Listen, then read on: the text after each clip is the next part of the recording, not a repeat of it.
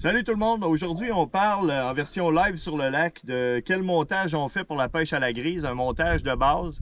Vous allez remarquer ici que je pêche avec des très grosses cuillères. Il faut savoir qu'une grise d'à peu près 2 livres, ça mange des corégones de 12 pouces facilement. Fait qu'une cuillère de 6 pouces, soyez pas intimidés par ça. Là, je vous montre un exemple. C'est une Williams Whitefish avec une couleur particulière. On attache à ça un émerillon.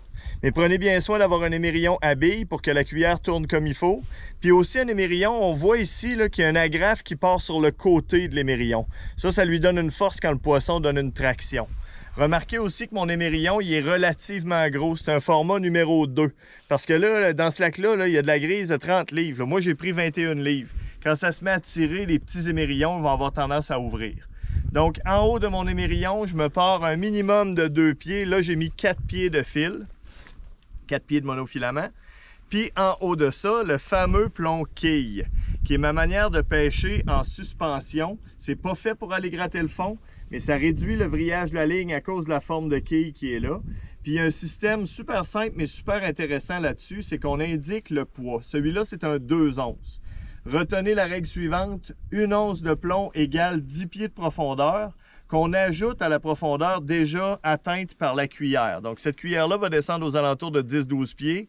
On vient de lui ajouter 2 onces, donc on rajoute 20 pieds à 12 pieds. Ça nous donne une idée d'à peu près quelle profondeur on va aller pêcher, aux alentours des 30 pieds.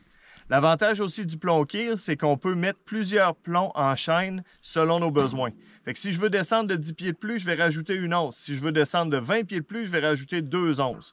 Ce que je fais dans mon bateau, j'y vais stratégiquement en début de pêche, quand ça fait quelques jours que je ne suis pas embarqué sur le lac, pour déterminer où le poisson mord. Si j'ai 2 lignes à l'eau, mon fils a sa ligne, moi j'ai la mienne, on va pêcher avec 2 poids différents, puis voir où ça mord au début, puis ensuite on va s'adapter pour pêcher les deux à la même profondeur.